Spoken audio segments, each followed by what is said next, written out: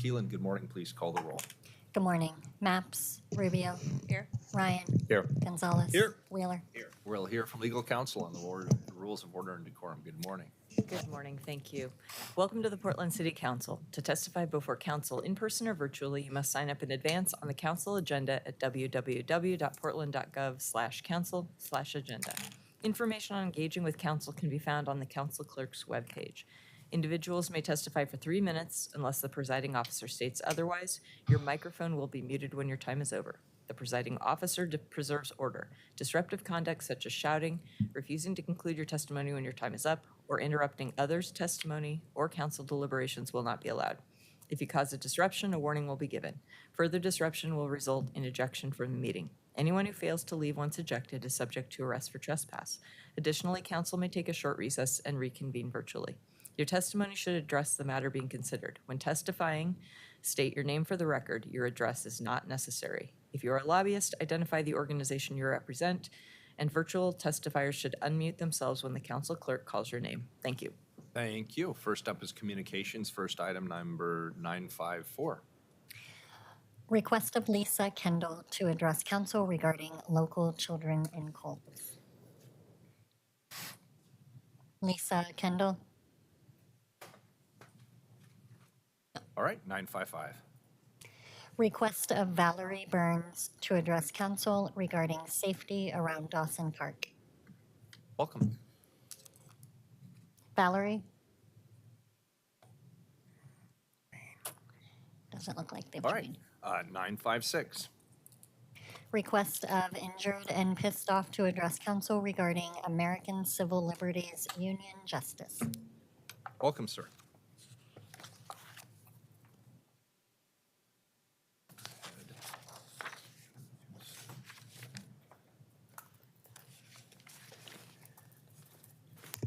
Good morning.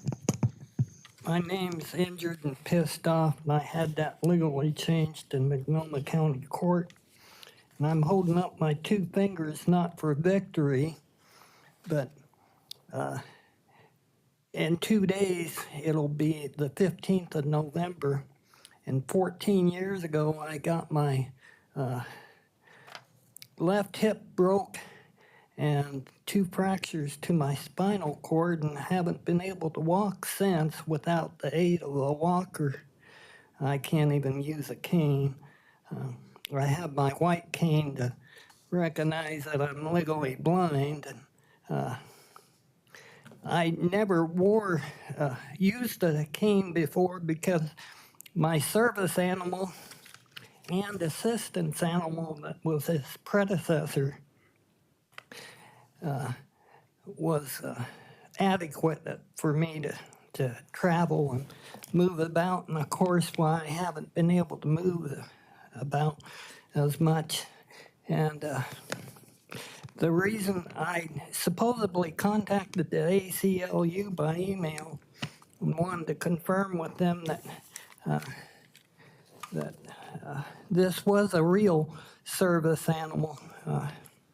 If you look up online at the Willamette Week that printed winners and losers, August 6th, if you look up on Google using the search term uninvited guest, Willamette Week uninvited guest, you'll come up with this article, but it won't show the picture of my service animal because in civil conspiracies, they know that this was a real service animal because legal aid had to even fight for us to get into housing because the Housing Authority of Portland at the time, when I moved in December 3rd, up to that date, they wouldn't allow any animal that weighed more than 25 pounds. Well, mine had weighed 25 pounds within the first year or 2, just during his training.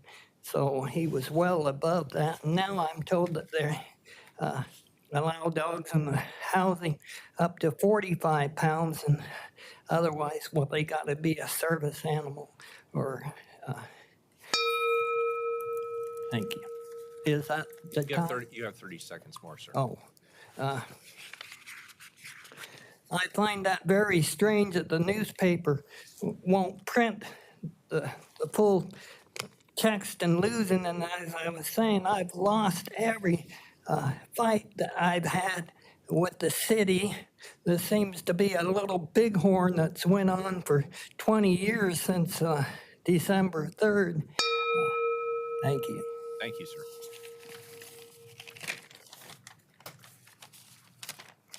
Nine five seven, please. Next individual. Request of Jason Wider to address council regarding accountability to a citizen. Welcome, sir. Morning. Morning. Any seat you'd like. Thank you. Good morning, ladies and gentlemen, council members, Mayor Wheeler. I wanted to come in and, I guess, touch base. I've tried to speak with you several times regarding a couple of issues that I have had. Issues ranging from lack of follow-through from the Portland Police, whether it is viewing video footage or whether it's filling out police reports properly, whether issues with FMLA violations, issues with civil rights, discrimination at work.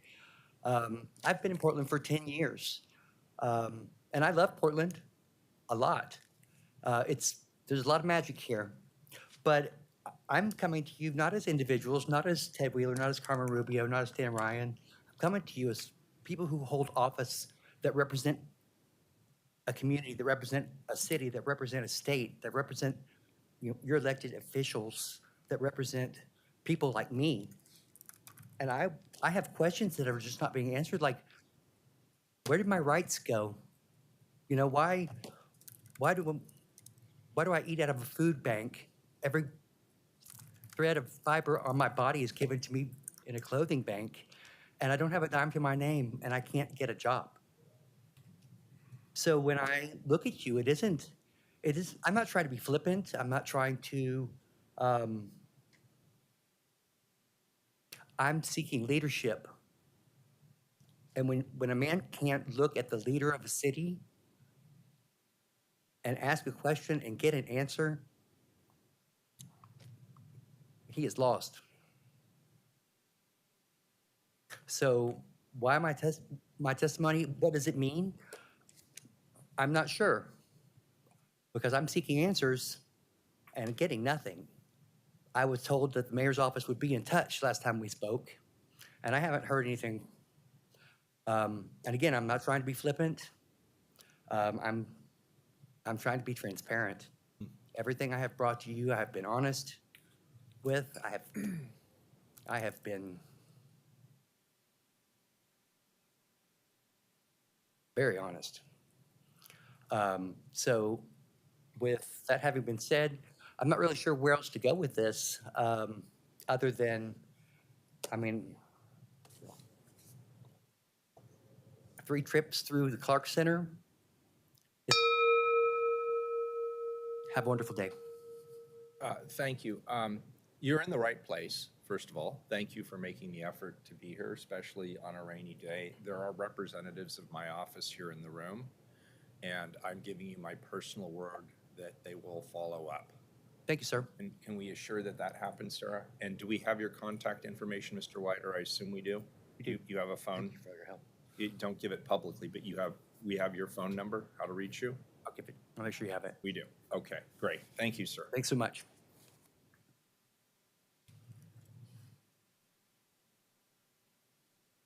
Oh, sorry, it's my job. 958, please. Next individual. Request of Justin Boswick to address council regarding donation swapping. Justin? Doesn't look like they're here. All right, good. To the consent agenda, please. I would like to withdraw one item, item number 968. There was a drafting error. I'd like to pull 968 back to my office. Any other items been pulled? 965. 965 has also been pulled. Please call the roll on the remainder of the consent agenda. Rubio. Aye. Ryan. Aye. Gonzalez. Aye. Wheeler. Aye, the consent agenda is adopted. We're not at the next time certain. I'd like to go to the regular agenda, please. The first item on the regular agenda is item 979. It is a second reading. That means we've already heard a presentation and had an opportunity for public testimony, please read 979. Amend district property management license code to update fees and district boundary to extend downtown Portland clean and safe enhanced services district property management license fee for an additional 10 years and to align with amended city charter approved by voters in Portland Measure 26-228. Is there any other business on this item? I have a question. Commissioner Rubio.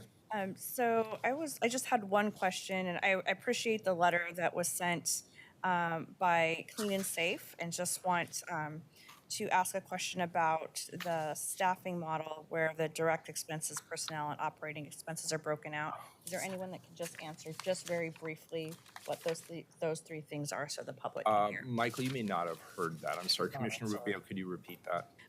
In the letter from Clean and Safe, can you break down what those expenses are under the last bullet point in their letter?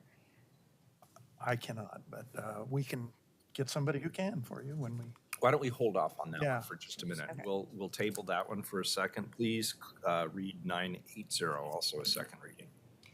Authorize agreement for district management services of the Downtown Portland Clean and Safe Enhanced Services District by Clean and Safe Incorporated for an estimated amount of $58 million over 5 years. Colleagues, any further business on this item?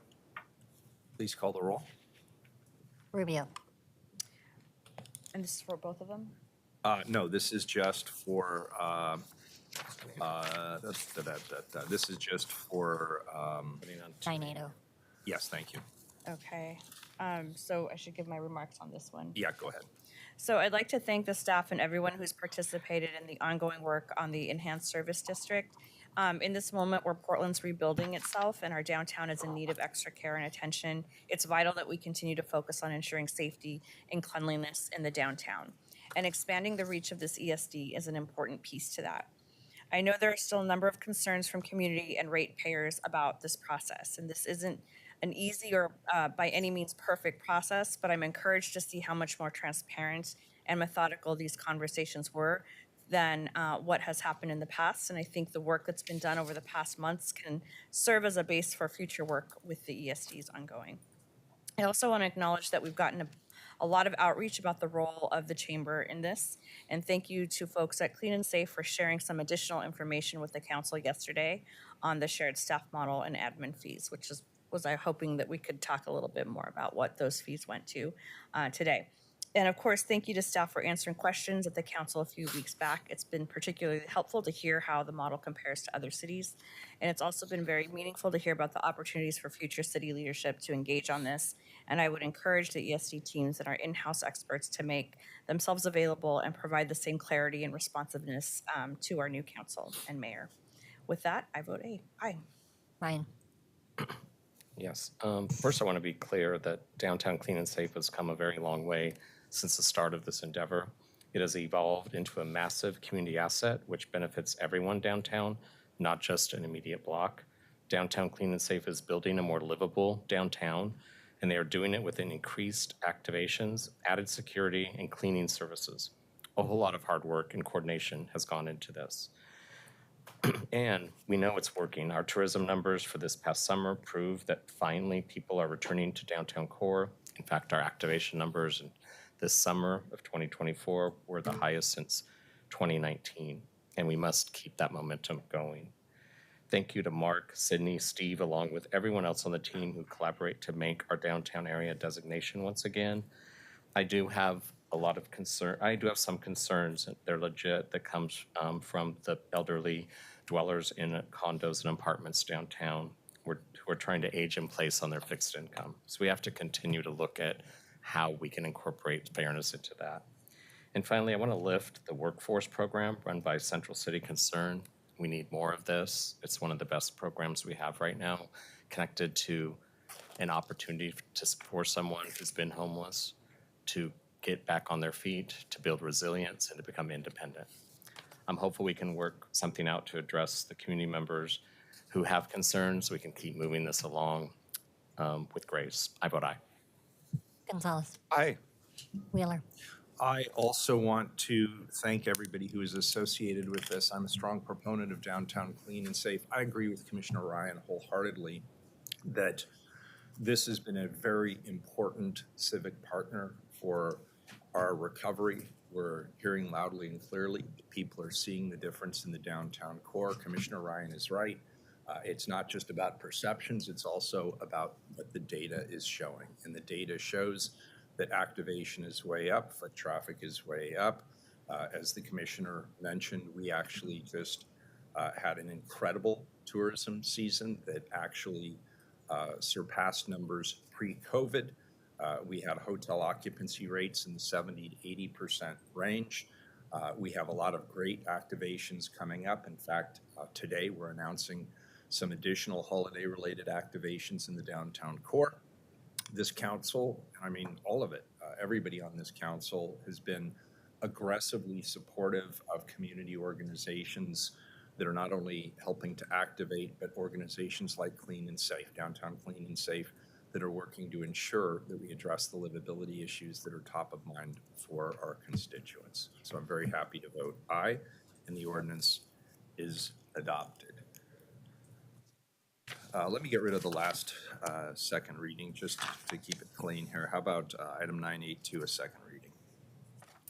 Amend code to align with the amended city charter approved by voters in Portland Measure 26-228. Please call the roll. Rubio. Aye. Ryan. Aye. Gonzalez. Aye. Wheeler. Aye. The ordinance is adopted, and 986 is also a second reading. Assess benefited properties west of Northwest 83rd Place in the Northwest Reed Drive Local Improvement District for street and stormwater improvements. Please call the roll. Rubio. Once again, I'd like to thank the staff for their great and urgent work on this project.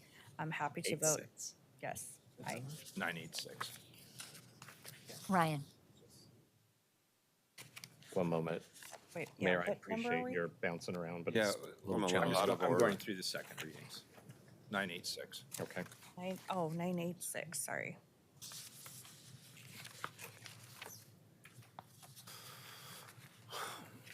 I vote aye. Okay. Sorry. Is this the lid? Okay, thank you. I actually wanted to say aye for sure, but I also want to acknowledge that it was on time and under budget. And so I want to thank PBOT for their good work to deliver what the neighbors came to us to talk about. It seems like 2 years ago. I vote aye. Gonzalez. Aye. Wheeler. Aye. The ordinance is adopted. And then let's go back to the first time certain, please. Item number 959. Proclaim November 11th, 2024 to be Veterans Day. Our next item, as you just heard, is a proclamation recognizing Veterans Day. To begin, I'd like to introduce our presenters, Jeff Selby, who is the Interim Director of the Office of Equity and Human Rights. Good morning, Jeff. And Henry Quach, who is a Development Services Technician with the Portland Permitting and Development Bureau. Good morning, Jeff. Good morning, Mayor Wheeler. Commissioner Rubio, Commissioner Gonzalez, Commissioner Ryan, City Administrator Jordan, Deputy City Administrators. For the record, my name is Jeff Selby. I use he, him pronouns. I'm the Interim Director of the Office of Equity and Human Rights. And I'm speaking today as a disabled Army combat veteran and an Army brat. I'd like to thank the city's Veteran Empowerment Team and City Council for recognizing our warriors today and honoring our contributions to the city government and our communities. I'm proud to be a veteran and am buoyed by the heroes of my Japanese American community who petitioned the government for the right to serve in the U.S. military, to fight fascism, even as they were imprisoned by their own nation in incarceration camps during World War II.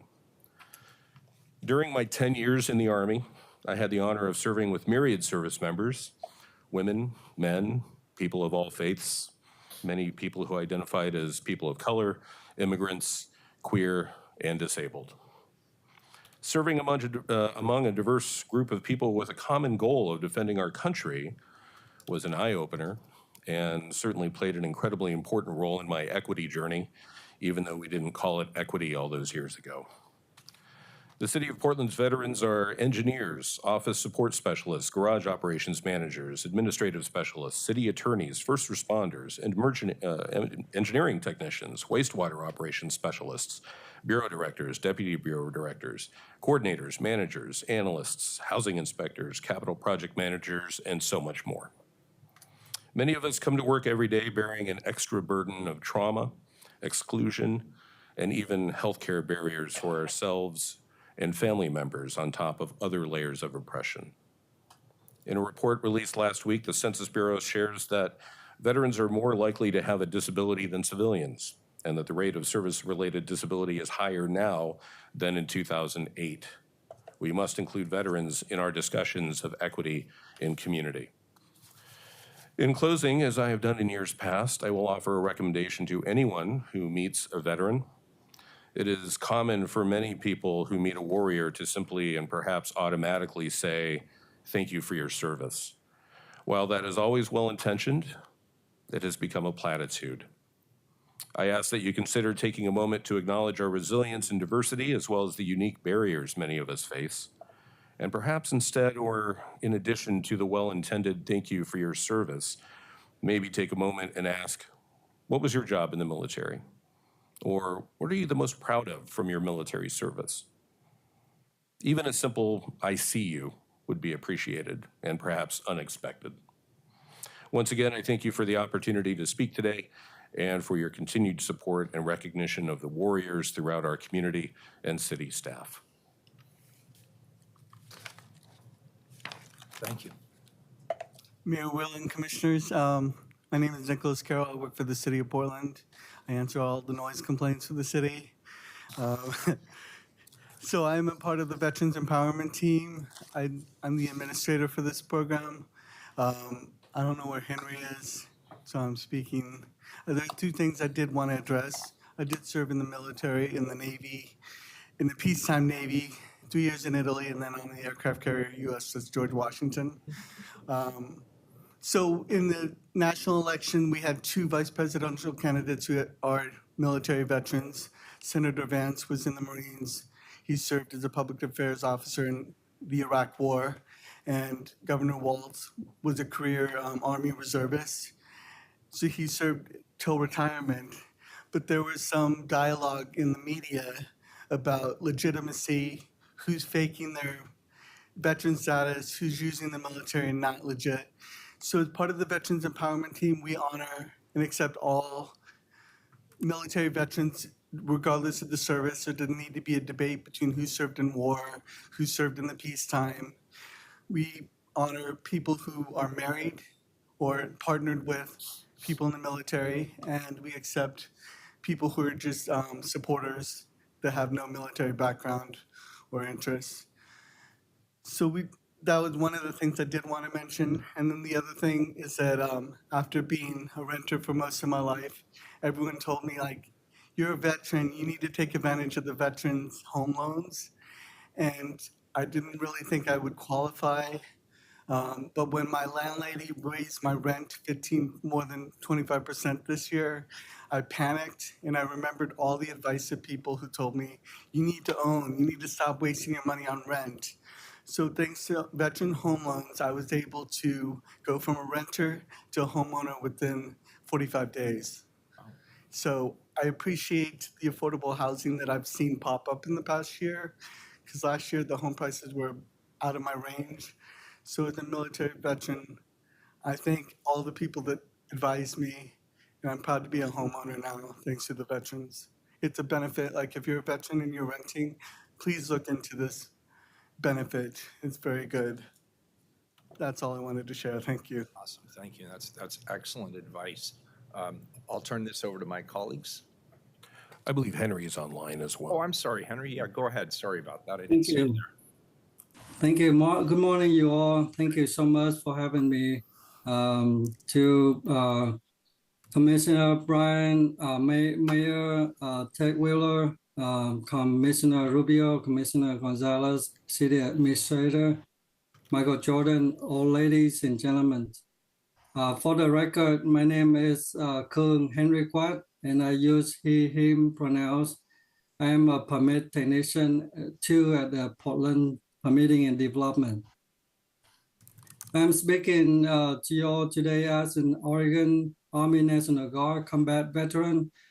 I'm a proud member of City of Portland Veteran Empowerment Team. And to Nicholas as well, I'm here with you virtually. During my 8 years of service in the Army, I have the honor of serving with both brave men and women within the rank of service. Like many other soldiers before me and keeping the tradition, in June 2014, I volunteered with more than 180 members of the Warrenton Base, Oregon, 234th Engineers. Our engineer company went for a year-long deployment to Kuwait and various special missions to Afghanistan, Iraq, and Jordan. Our main tasks were build housing and renovate living quarters, also known as container housing units for transitional troops. Our works also included but not limited to carpentry, masonry, plumbing, and electrical works on base for the U.S. military troops and contractors around the region for their transitional living quarters.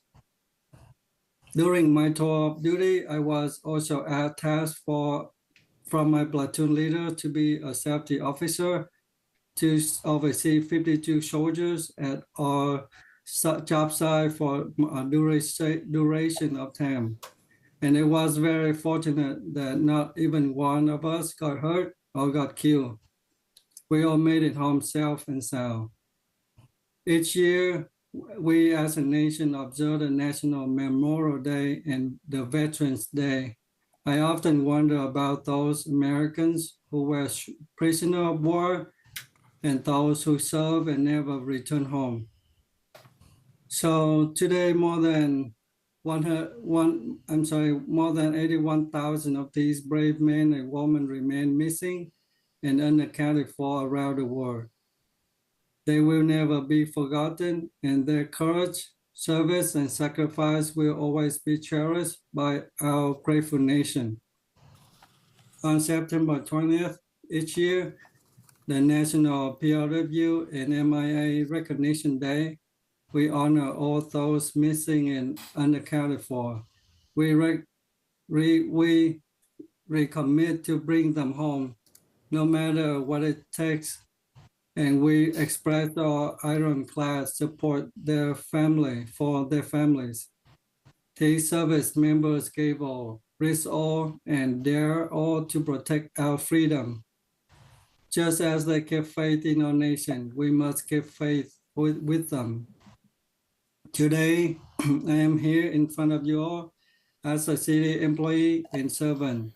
I would like to ask both the present and the future leaders to proclaim and to observe on September 20th each year as a holiday for the National PRW MIA Recognition Day in the state of Oregon.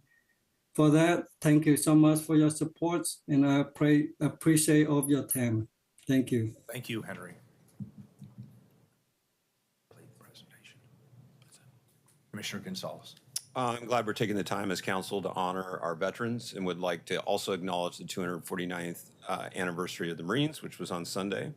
About 7% of the American population are veterans, while only 1% of the population is actively serving in the military. I want to thank all of them, and I especially want to acknowledge the veterans who are working for the city of Portland, and including you two gentlemen, as well as the high rates in Portland Police, Portland Fire, and Emergency Management, although spread throughout the city. It's no surprise there's an obvious correlation between serving our country and serving our city, our community. But I wanted to say that we're glad to have you, and it's been my honor that I've been able to work alongside you. Of particular importance, our veterans are unafraid to say, with their words and actions, communities need protection. Communities need service. As a community, we must commit to supporting our veterans. But it is also important that we honor and follow their example. A free society is dependent on those willing to serve, to protect. We can never forget that. To every Portland veteran, thank you for all of your service. I'm good. Thank you, Commissioner Gonzalez. Commissioner Rubio.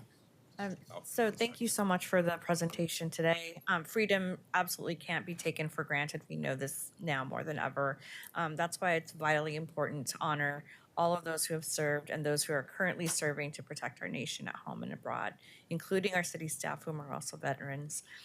Sadly, many veterans in our state don't receive the honor that they deserve, be it in housing or services or healthcare or job opportunities, or even just basically ensuring the generational knowledge of the history and sacrifice and service. And according to the state, more than 10% of the homeless population in our state are veterans, and on any given night, there are roughly 1,400 vets experiencing homelessness in Oregon. And this number has increased by 11% in the metro area since 2019. And this fact means that those who have served in the military are significantly more likely to be homeless than the general public. This is just one statistic that demonstrates how we as a community must continue to support and provide those deserved services and resources and supports for veterans. This Friday, all veterans are welcome to the Stand Down event taking place at Sunrise Church from 10 to 2 in Hillsborough. And this is an inclusive one-day resource and connection fair for veterans of all ages and backgrounds, with approximately 50 organizations and service providers on hand, with all sorts of resources in housing and employment and pet care, legal assistance, and advocates for state and federal benefits. So we need to remember that just not today, but every day, that we need to acknowledge the sacrifices made and take a stand for these honorable citizens. So we sincerely thank you, and thank you for the freedoms that you've helped uphold for all of us. Thank you, Commissioner Rubio. Commissioner Ryan. Yes, thank you, Mayor. Thanks for putting this on the agenda today. First of all, it was a pleasure to be at the parade on Monday. I see some people who were at that parade. And I want to start off by saying I see you veterans. Thank you, Jeff, for that edit, for your service and your sacrifice for our country and for your continued service. It's never lost on me that people who served in the armed forces continue that heart for service after they get out. And that's really noticed. I also want to start with a story about, I want to thank you for that story about being a homeowner. And that was a really important story to share. And I also acknowledge that you're now on the front lines managing the noise ordinance. And so that's been on the front lines. So thank you so much for your continued service. I always pause to thank my dad and 5 of my brothers who served in the armed forces, 2 in the Air Force, 5 in the Navy. I probably would have joined them. I recall taking a career skills test my senior year in 1979, and military leadership came out on top. Yet I was questioning my sexuality, and this was pre-Don't Ask, Don't Tell. And I just remember really thinking about that quite a bit, but I just knew I was too much of a rebel to keep my mouth quiet while in the service, so I decided to move on and figure out how to do service in different ways. And it's been awesome to see that evolve. And oftentimes the military is that place where we see true operational equity, like it's raw, but they're forced to deal with it. And so I always remind some of my justice friends to actually take note of what happens in our armed forces. So coming from a family of vets, I witnessed many on-ramps after service, and the results have been mixed. I've had 2 of my brothers have very successful lives, and I know that what they gained in the military was so important. I also have had a brother who died on our streets with an active addiction, and I was quite upset to see how difficult it was for them to get services from the county in that condition. But mostly I want to lift the primary mission of our military. They have a primary mission to protect all of us so that we may have our freedoms, that we can continue to experience democracy that we must keep. They don't have time to question someone's voting record or what their current thoughts are on social media. They just show up and serve. And I want to pivot and thank our frontline service providers, especially those in public safety, such as police, fire, Portland Street Response, the park rangers, and the rest of our public servants. Because on a good day, we all do that. We show up for all Portlanders. We know our primary purpose is to serve them, not to check their current voting record, not to see how they show up on social media, but to actually serve them. And I think at a time where we just experienced an election a week after, it's really important for all of us elected officials to continue to remember that same thing. At the end of the day, we're running a city, and the people who live here want our services to work, and they want us to focus on our primary purpose. And so I think lifting veterans and the mission that you come from and the heart of service that was created during those years that show up later, I'm just here to show a lot of respect. So it's with humble gratitude that I support this resolution. Thank you for being here this morning. Thank you, Commissioner Ryan. As we honor Veterans Day, we pay tribute, obviously, to the men and the women who've served our nation with honor, courage, and significant commitment. This day is a solemn reminder of the sacrifices made by all of our service members and their families, sacrifices that ensure freedoms and safeguard the way of life for all the rest of us. Here in Portland, we continue the profound duty to support our veterans, not just today, but of course, every day. At the City of Portland, our commitment is reflected in the ongoing efforts to provide meaningful resources and support to veterans' communities. Personally, I'm continually inspired by the bravery and the resilience of our veterans. Their dedication to our nation and to our values, especially those that we hold dear, sets a standard that enriches all of our communities in endless ways. Thank you to all of our veterans and their families and their loved ones for everything they have done and continue to do for our country. You have our respect, our admiration, and our deepest gratitude. It's now my honor to read the proclamation on behalf of Portland City Council and by extension, the City of Portland in honor of our veterans. Whereas, an act approved May 13th, 1938, made the 11th of November of each year a legal holiday that was known as Armistice Day. And whereas, in 1954, after World War II and the Korean War, the 83rd Congress amended the act by replacing armistice with veterans. And the first Veterans Day proclamation was issued on October 8th by Dwight D. Eisenhower to pay homage to all veterans who have contributed to the preservation of this great nation. And whereas, Veterans Day is a time for our entire community to come together in solidarity and to express our collective profound gratitude for the bravery, the courage, and the dedication of our veterans whose service has safeguarded our freedoms and enriched our shared way of life have ensured. And whereas, the City of Portland recognizes that our strength lies in the unity and diversity of our community and honors the immeasurable contributions and sacrifices made by the men and women who've served in the United States Armed Forces. And whereas, the brave members of our Army, Navy, Air Force, Marine Corps, Coast Guard, Space Force, and National Guard exemplify steadfast and selfless commitment while risking their lives to ensure our freedom. And whereas, wounded and suffering military members and veterans who return home honor us with their dignity, courage, and valor. And whereas, veterans deserve the utmost respect and support which they have earned while defending our homeland. And whereas, we admire and support the families and the loved ones of those who've served and currently served and the immense burdens that they continue to bear. And whereas, the City of Portland is committed to fostering a supportive environment for our veterans and their families who make up almost 7% of our city's workforce, ensuring that they feel valued, respected, and integrated within our community fabric. And whereas, we are continually grateful for the freedoms that we enjoy in Portland and across the United States, thanks to the services and the sacrifices of our warriors.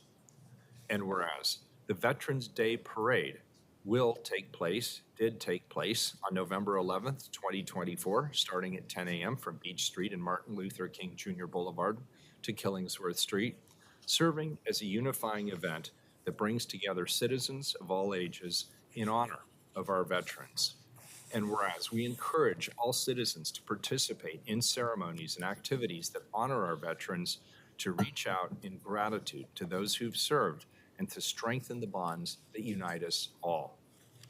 Now, therefore, I, Ted Wheeler, Mayor of the City of Portland, Oregon, the City of Roses, do hereby proclaim November 11th, 2024 to be Veterans Day in Portland and encourage all residents to honor those who've served and those who currently serve to preserve our values of justice, freedom, and democracy. Thank you. Appreciate it.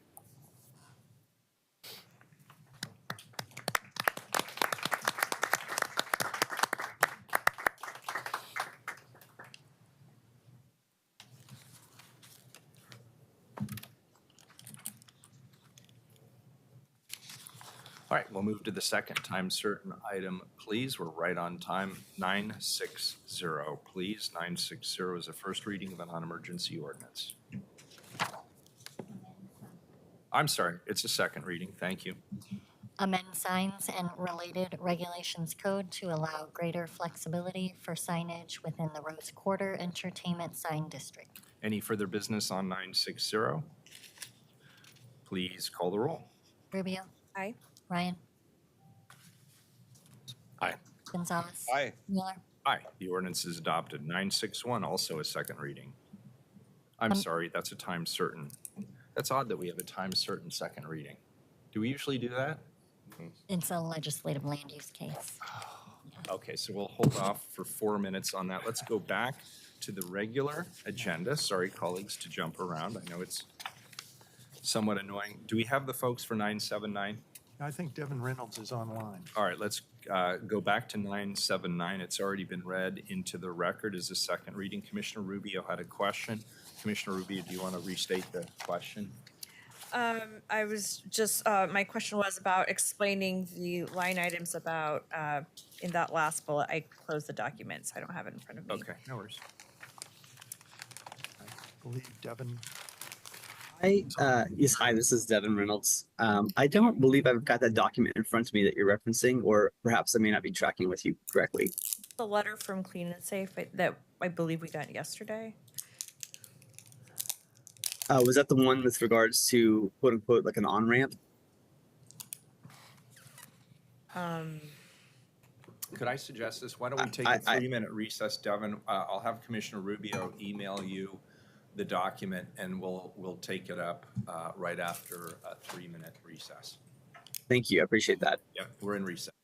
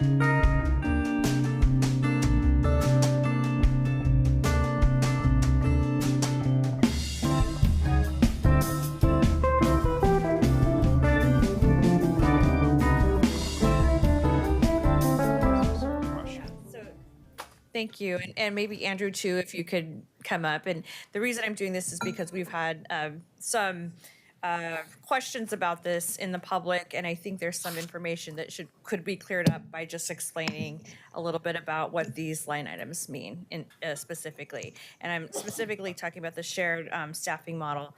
Just explain the direct expenses, personnel expenses, and operating and administrative overhead. Yeah, sure. Thank you very much. And good morning, Commissioners. Good to see all of you. Thank you for the question and referencing the letter that we transmitted to all of you yesterday. My name is Andrew Hone, President and CEO of Portland Metro Chamber, registered lobbyist with the City of Portland. So the items that you're highlighting are three big buckets on our budget. Our budget is presented to the City Council each year. We also share our audited financials as well with the City Council. So all of this is a matter of public record. So first off, there's total transparency around our budget and how we spend our resources.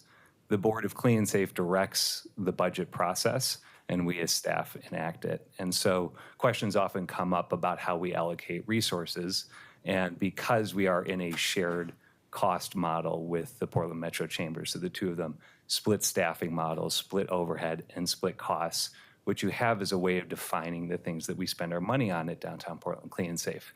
They are all high watermarks in terms of industry standards. So we put nearly 76% of Clean and Safe's budget into direct services. So janitorial, security, crow abatement through our avian program, holiday lighting, our ambassador program, all the things that you see out on the street. So those are what we would define as direct services.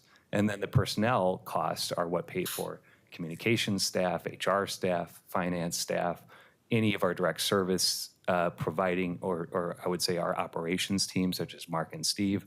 Those are the personnel costs of the organization. And then the final item is what is defined as administrative or overhead. So rents, lights, payroll, audit costs, legal bills, things of that nature. So in all of those, they're extremely either very thin, such as the administrative overhead of the organization, running less than 6%. Obviously, an organization that has a relationship with a government body typically would see overhead in excess of 10% just because of the complicated nature of public-private partnerships. Ours are half that. For business improvement districts up and down the West Coast, we can compare how much we spend on direct services. And typically, West Coast business improvement districts, or we call them ESDs, run at about 65% of their resources going to direct services. And the personnel costs also, in terms of the historical averages of the organization, being below 15% are also extremely low relative to industry standards. So that's how we define all those different buckets. Okay. Thank you. No problem. All right, very good. Any further discussion on this item? This is a second reading. Please call the roll. Rubio. Aye. Ryan. Aye. Gonzalez. Aye. Wheeler. Aye, the ordinance is adopted. Back to the time certain 960. This is a second reading.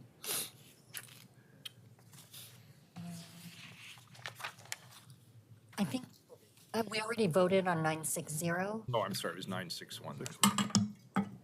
Amend Planning and Zoning Code and Property Maintenance Regulations Code to amend and update off-site odor impacts regulations. Any further discussion on this item? Seeing none, please call the roll. Rubio. Once again, I'd like to thank staff for their great and urgent work on this project. This is an important step to ensure that small businesses and restaurants in our community can operate without concern for a very subjective odor standard. As a community, we aspire to walkable neighborhoods with easily accessible services, including restaurants, and these changes provide the needed clarity for these businesses to keep serving without fear of complaints. I vote aye. Ryan.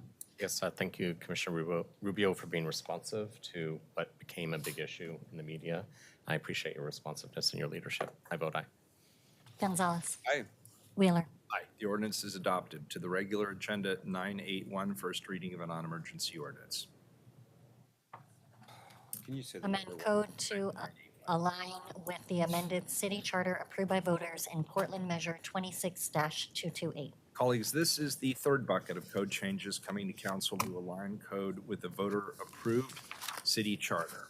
This ordinance includes 8 titles which require updating and 1 title requiring repeal. I'll hand this off to Diana Shiplett with the Charter Transition Team and the City Attorney, Robert Taylor, to present this item. Welcome. Good morning. Hi, good morning. Let me see if I can pull up my, oops, hold on a second. I left my notes on my table. No problem.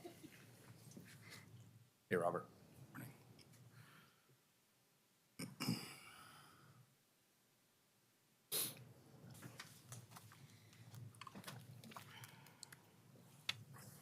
I'm actually going to stop sharing and let the clerk's office share since mine's not working great.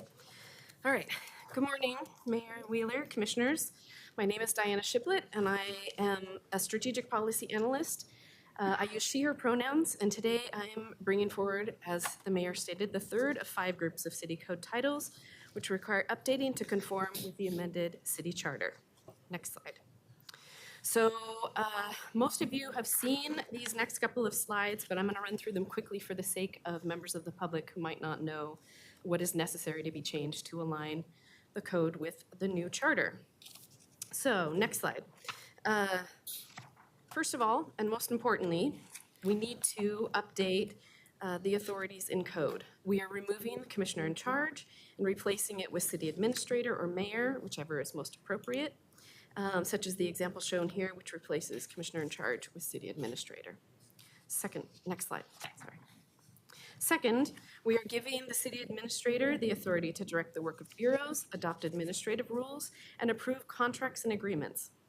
While we did not give this authority specifically to the city administrator because by charter the city administrator is already tasked with the proper and efficient running of all city affairs, we recognize that consistency and clarity in the code is useful and likely to help future administrations.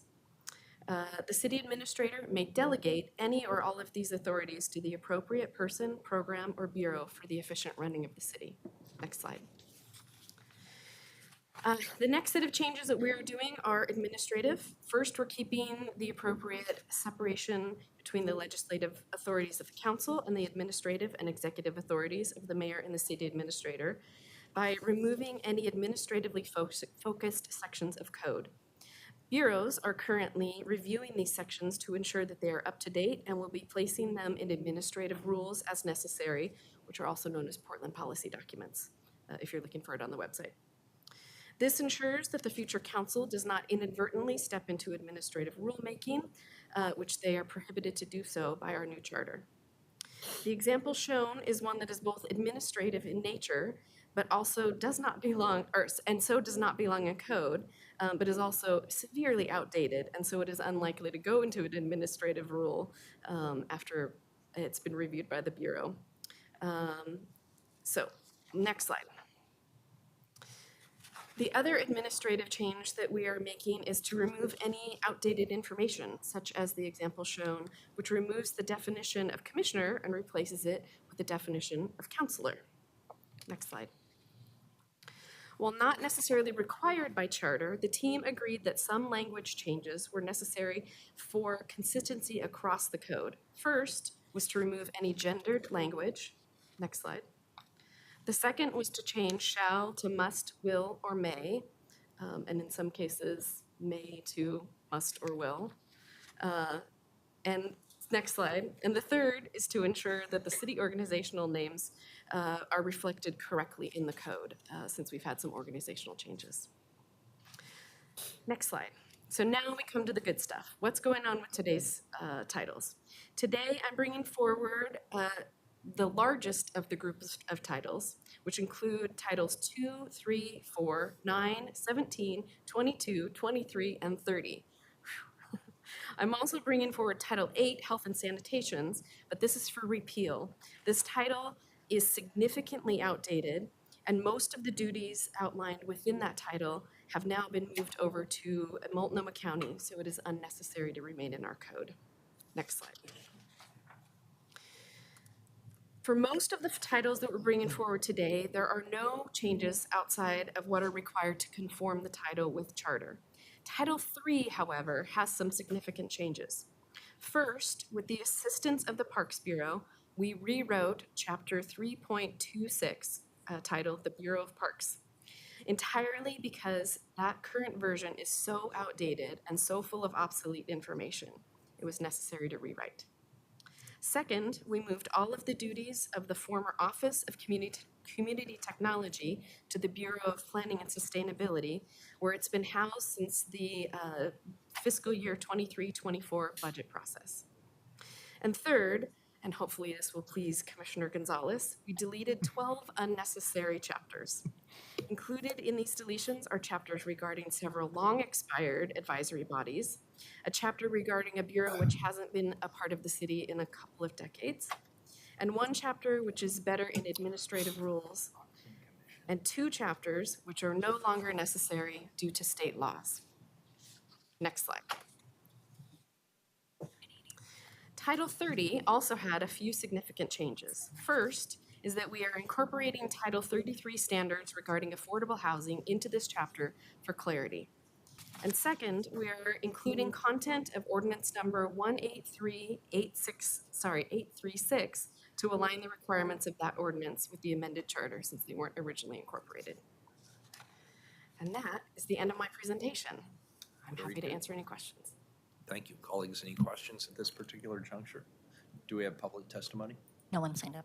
All right, very good. Well, this is a first reading then of a non-emergency ordinance. It moves to second reading. Thank you. Next item, 983, an emergency ordinance.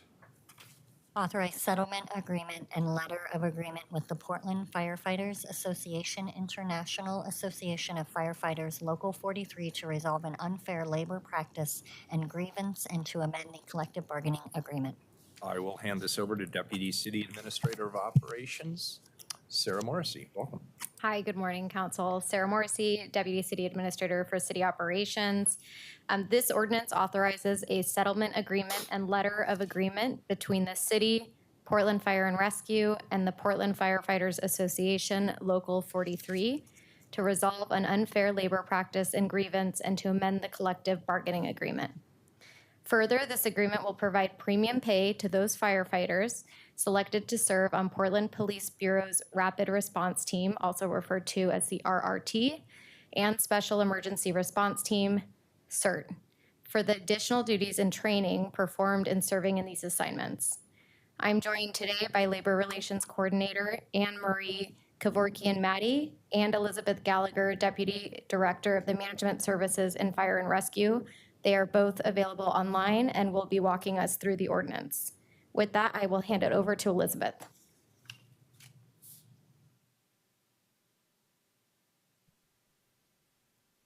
Hello, I'm actually going to pass it over. Elizabeth Gallagher, Deputy Director of Portland Fire and Rescue. I'm actually going to pass it to Anne Marie to give the summary of the information.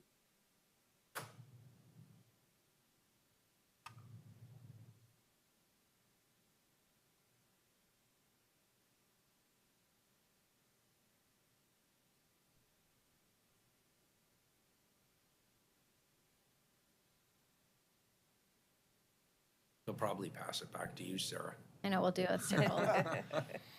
Passing the ball. Morning, everybody. I'm sorry, I was joining a little delayed here. Was there a question for me? Sorry. Congratulations. Apparently you're giving the presentation. Wonderful. Okay. Well, good morning, Mayor, Council. I'm here to discuss the item on the agenda for the Portland Firefighters Association and PFNR for a settlement agreement which resolves a couple of open items. We had an unfair labor practice related to some disagreement on 2 articles related to promotional process and also the retire program that resulted in us walking through a negotiation, a mediated process, and coming to an agreement to amend contract language under Article 34, which is to allow firefighters to be on paid time for certain aspects of the promotional process, and then also to amend the contract language in Article 35, retire, rehire, which provides for chief's discretion in hiring, or actually, let me confirm what I'm saying here. Sorry. It'll adjust us on the language for Article 35 related to the qualifying conditions for when a firefighter returning to service from retirement may join the Bureau. And then the resulting effects of that is that we'll have a small amount of retroactive vacation credit applied to some of the employees who used their own vacation time as part of that promotional process for this current fiscal year and for fiscal year 23-24, resulting in a small dollar amount to the Bureau. And then in terms of the impact to the retirement program, it's limited. It's just a contract amendment that clarifies how the process will work for qualifications and approval. Additionally, this settlement agreement also includes the letter of agreement related to the vacation sellback program. It is a pilot program for 2 years in calendar year 25 and calendar year 26. And it will allow employees that are assigned to a suppression schedule, so those are firefighters on the line, to sell back up to a total of 50.4 hours of vacation to the city. That's considered a relatively cost-neutral plan for the Bureau with some anticipated potential savings related to a reduction in replacement overtime for members who would otherwise have been on vacation. And then lastly, the ordinance also provides for 2 new premium pays related to the Police Bureau and Firefighter and Fire Bureau Rapid Response Team, and also the CERT team, which is the Special Emergency Response Team. This will allow for a 6% premium for the members that are assigned to those 2 different teams to be paid for their service while they are actually performing those duties, and brings some pay parity to our police partners. And so this is supported by Labor Relations, the Fire Bureau, and the union. I'm happy to take any questions you may have. Very good. Colleagues, any questions?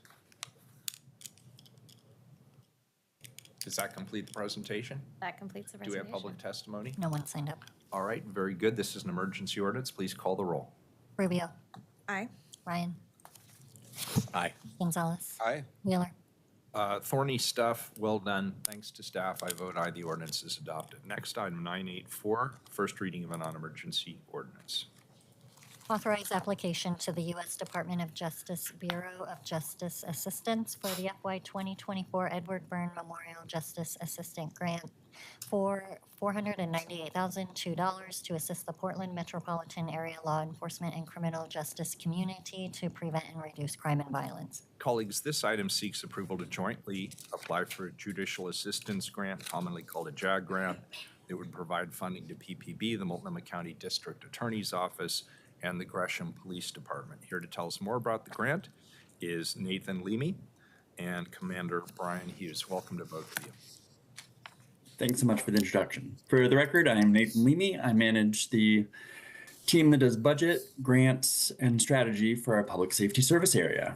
I will share my screen and walk you through some history of this grant. And Commander Hughes will talk you through the application itself. We'll go through the grant program, the application, and the delivery and outcomes we expect. The Justice Assistance Grant is a non-competitive grant that the city has applied for and received every year since the year 2005. It is the primary provider for federal criminal justice funding to local governments. These federal grant funds can be used for personnel, non-prohibited equipment, training, technical assistance, and informational systems. This grant has a somewhat unusual statutory requirement that there be a public hearing, and this presentation and ordinance will satisfy that requirement. For this year's grant, as was said in the introduction, it is an application that we do jointly for ourselves and the Multnomah County and the City of Gresham. This joint application is split 3 ways, with the City of Portland taking the majority of those resources. To talk through our application and the program for this year, if Commander Hughes is on, I will hand it off to him. And if he has not been able to join, I'll talk us through the application itself. This year, the Portland Police Bureau is planning on spending the $251,000 for the purchase of bicycles and to be able to increase bike patrols within the city of Portland. The advantages of having increased bike patrols include increased mobility in urban areas, higher cost effectiveness compared to patrol vehicles, enhanced community relations as officers are considered more approachable and able to have more positive interactions with the community. Additional benefits include an agile response to protest-related vandalism, where bicycles are able to have a better handle on urban terrain, improved feelings of safety for officers, as well as for visitors to the City of Portland, where approachable officers are there on the ground. And then finally, health and fitness. The regular use of bicycles helps increase the fitness of our officers. PPB has had bike patrols already, 5 of them on a day shift team that doubled in 2024. This funding will allow us to acquire additional vehicles and increase patrols during protest events. That is the presentation. Are there any questions from council? Colleagues, any questions? I'll make a comment, maybe more than a question.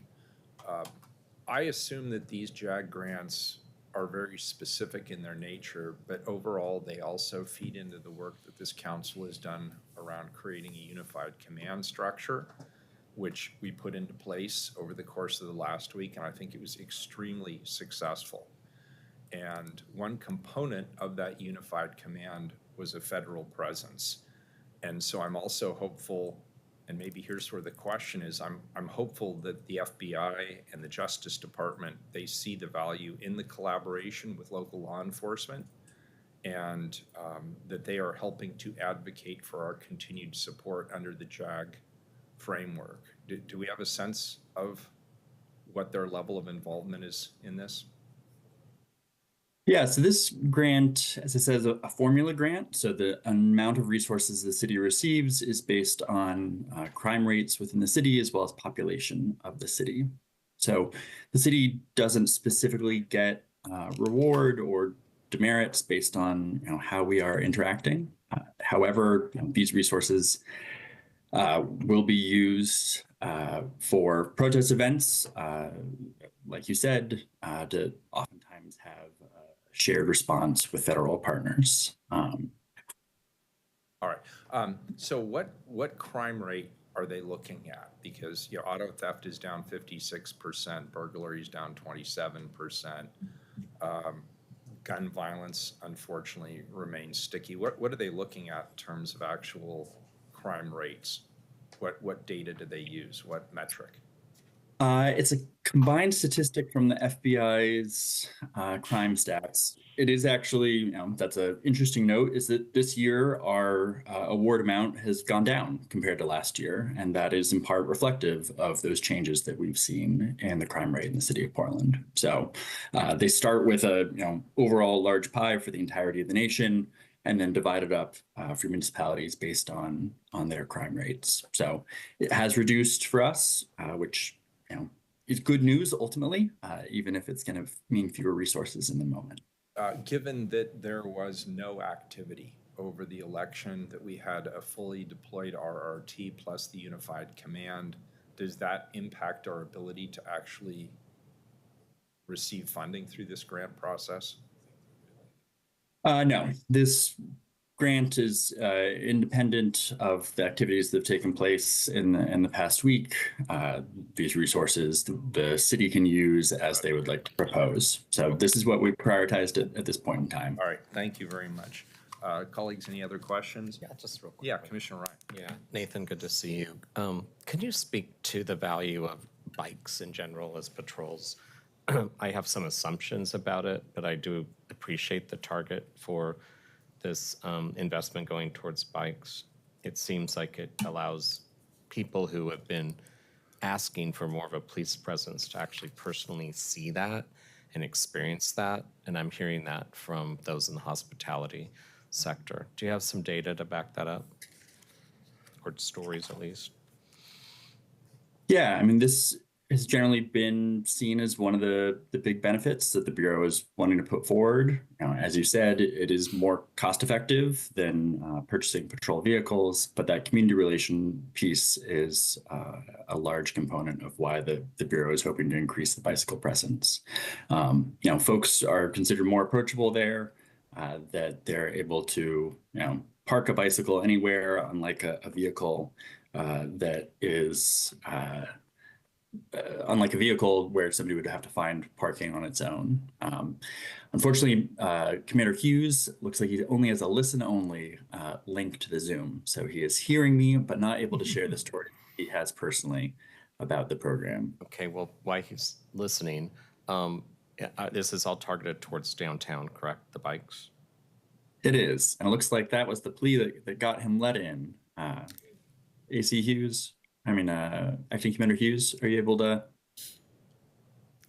Because my question is, do we see the opportunity to expand to densely populated walkable neighborhoods outside of downtown as well? And right now I don't see that. Maybe it's just my own ignorance.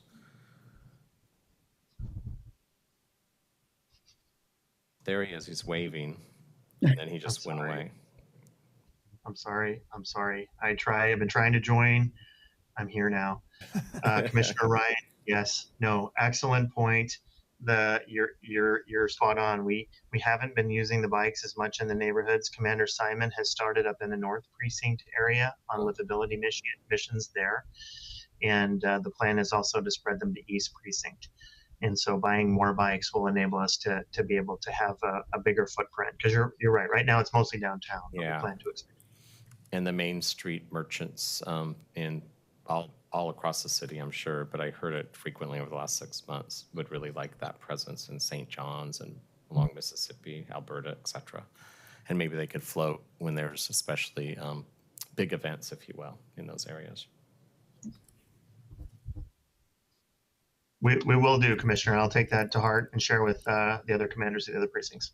Okay, it's good to see you. Taking advantage of you being here. Appreciate it. Thank you. Thanks a lot. Do we have public testimony? No one signed up. All right, very good. This is a first reading of a non-emergency ordinance. It moves to second reading. Thanks, everybody. Next item, 985, the last item on the regular agenda.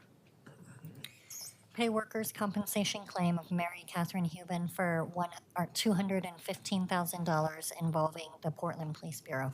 Good morning. Good morning, Mayor and City Commissioners. My name is Jonas Beery, the Deputy City Administrator for Budget and Finance and the city's Chief Financial Officer. This ordinance settles a workers' compensation claim filed by Mary Catherine Huben, resulting from her employment activities as a record specialist with Portland Police Bureau and its Records Division. The City Attorney, Risk Management Services, and the Portland Police Bureau recommend the claim be compromised for the total sum of $215,000. Lynn Vu with the City Attorney's Office is online to tell you more about the settlement. All right. Thank you for having me here today, Mayor and Commissioners. My name is Lynn Vu. I'm a Chief Deputy City Attorney. With me is Vicki Bisbee, who is the adjuster on this claim. This is a mutually agreed upon settlement between the parties that will end further processing obligations on this workers' compensation claim. I am happy to answer any questions you might have regarding the claim background. Thank you. Great. Thank you. Do we have public testimony on this item? No one signed up. All right, this is an emergency ordinance. Please call the roll. Rubio. Aye. Ryan. Aye. Gonzalez. Aye. Wheeler. Aye. The ordinance is adopted. We'll go back to the consent agenda. The one item we have not dealt with yet is item number 965. I have an amendment after you read it. Authorize price agreements for owner advisor services for alternative delivery projects not to exceed $18 million. Colleagues, there is one sentence that I would like to remove from this. I move to amend Directive B to remove, quote, upon council acceptance of the Chief Procurement Officer's report, unquote. Can I get a second?